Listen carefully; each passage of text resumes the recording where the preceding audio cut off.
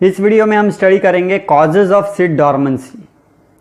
तो हो सकता है कि हम जितने भी यहाँ कॉजेज बताए उसमें से एक या उससे ज़्यादा कॉजेज की वजह से उस सीड के अंदर डॉर्मेंसी आई हो। पहला कारण है हार्ड सीड कोट, यानी कि उस बीज की जो सीड कोट है वो बहुत ज़्यादा हार्ड है और हो सकता है कि that is impermeable to water, यानी कि वो पानी को खुद के अंदर यानी बीज के अंदर जाने न दे। जैसे कि आप लेग्यूमिनोसी फैमिली के मेंबर्स या फिर सोलेनेसी फैमिली के मेंबर्स या फिर मालवेसी फैमिली के मेंबर्स के जो सीड्स है वो देखेंगे तो they are very hard and they are impermeable to water. कुछ फैमिलीज ऐसी है कि उनके जो सीड्स है उनके ऊपर जेनेटिकली एक वैक्सी कोटिंग बना हुआ होता है जो कि लिग्निन से या फिर सुबेरिन से या फिर क्यूटिन से बना होता है and it is impermeable to water.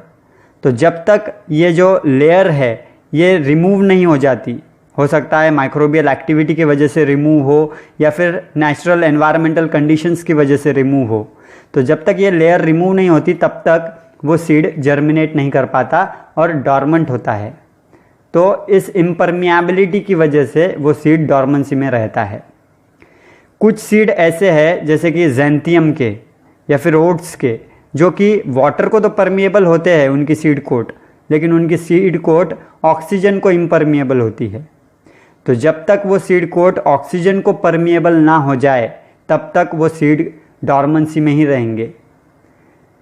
अब हो सकता है कि कुछ प्लांट के सीड ऐसे हो which are permeable to both water and oxygen, but they are so hard, they are so tough that they do not give passage to the growing embryo. जो ग्रोइंग एम्ब्रियो होता है वो इस seed coat को फाड़ कर बाहर नहीं निकल पाता, जैसे कि कोरिएंडर, धनिया या फिर अमरंथस।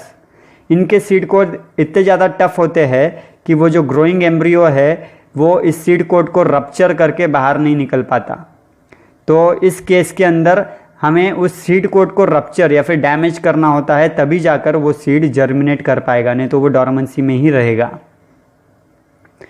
तो सीड कोट के बाद में दूसरा कारण हो सकता है कि उस सीड का एम्ब्रियो ही पूरी तरह से विकसित ना हो या फिर डेवलप ना हो, यानी कि उस सीड का एम्ब्रियो इमेच्योर हो, तो वो सीड तब तक जर्मिनेट नहीं कर पाएगा जब तक उस सीड का एम्ब्रियो मैच्योर ना हो जाए। एग्जाम्पल के तौर पे धतूरा या फिर ऑर्किड्स, अगर वो मैच्योरिटी के टाइम पर शेड हो जाए यानी झड़ जाए तो उनका जो एम्ब्रियो है वो अगर पूरी तरह से विकसित ना है तो वो डॉर्मेंसी में ही रहेंगे। एक और कंडीशन है जिसे कहता है पीरियड ऑफ आफ्टर राइपनिंग, यानी कि उस सीड को हार्वेस्ट के बाद में कुछ पीरियड के लिए डॉर्मेंसी में जाना ही होता है। आप चाहे उसे कुछ भी कर लो वो जर्मिनेट होगा ही नहीं जब तक वो अपना पूरा डॉर्मेंसी का पीरियड बिताता नहीं है तब तक। तो ऐसी कंडीशन को कहते हैं पीरियड ऑफ आफ्टर राइपनिंग। कुछ सीड्स के अंदर आपको ऐसे केमिकल्स मिलेंगे जो कि जर्मिनेशन की प्रोसेस को इनहिबिट करते हो, जैसे कि ferulic acid, parascorbic acid, coumarins, abscisic acid, ये सारे के सारे जर्मिनेशन इनहिबिटर्स है। और अगर वो सीड के किसी पार्ट पर हो तो वो सीड तब तक जर्मिनेट नहीं करेगा तब जब तक ये केमिकल बाहर ना निकल जाए या फिर उस पार्ट को ही आप निकाल कर ना फेंक दे। तो अगर आपको ऐसे सीड को जर्मिनेट करवाना है तो आपको उस पार्ट को जिसके ऊपर ये केमिकल है उन्हें निकाल कर फेंकना होगा या फिर इस केमिकल को ही धोकर या फिर साफ करके निकालना होगा। जैसे फेरुलिक एसिड, ये आपको टमाटर के फ्रूट सैप में मिलेगा। तो ये जब तक बीज उस टमाटर के अंदर है तब तक वो फेरुलिक एसिड के कांटेक्ट में रहेगा and it will not allow the seed to germinate. उसी तरह आप जानते हो एब्सिसिक एसिड, ये बहुत ज़्यादा इफेक्टिव जर्मिनेशन इनहिबिटर है। It is effective even at a concentration less than 1 ppm।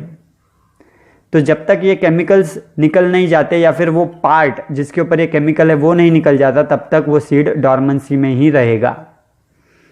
अब कुछ सीड ऐसे हैं कि जिन्हें पर्टिकुलर टाइप का लाइट मिलेगा तब ही वो जर्मिनेट करेंगे या फिर उन्हें डार्कनेस मिलेगा तभी वो जर्मिनेट करेंगे। तो ऐसे सीड्स को हम कहते हैं फोटोब्लास्टिक सीड। उदाहरण के तौर पे तंबाकू का बीज मतलब निकोटियाना टबैकम, या फिर चेनोपोडियम रूब्रम या फिर अमरांथस रेट्रोफ्लेक्सस, इनके सीड्स को जब तक लाइट नहीं मिलता तब तक वो जर्मिनेट नहीं करते, मतलब दे आर पॉजिटिवली फोटोब्लास्टिक। और कुछ सीड्स ऐसे हैं कि उनका जर्मिनेशन इनहिबिट होता है बाय द लाइट, मतलब उन्हें डार्कनेस चाहिए जर्मिनेशन के लिए, तो उन्हें हम कहेंगे नेगेटिवली फोटोब्लास्टिक, यानी कि वो सीड वाइट लाइट के अंदर जर्मिनेट नहीं हो पाते।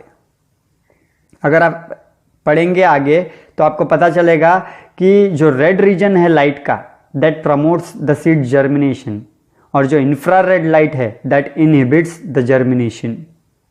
और बहुत से ऐसे क्रॉप्स है जो कि हम हॉर्टिकल्चर में लेते हैं या फिर एग्रोनॉमिकली हम जो उगाते हैं, जैसे कि आपका ककुम्बर हो जाए या फिर टमाटो, लेट्यूस, इन्हें कोई फ़र्क नहीं पड़ता लाइट की वजह से या डार्क की वजह से। They are not sensitive to light, वो जर्मिनेट करते हैं दोनों भी, लाइट में भी और डार्क में भी। अब कुछ सीड्स ऐसे हैं कि उन्हें जब तक प्रॉपर टेम्परेचर ना मिले तब तक वो जर्मिनेट नहीं कर पाते, तब तक वो डॉर्मेंसी में ही रहेंगे।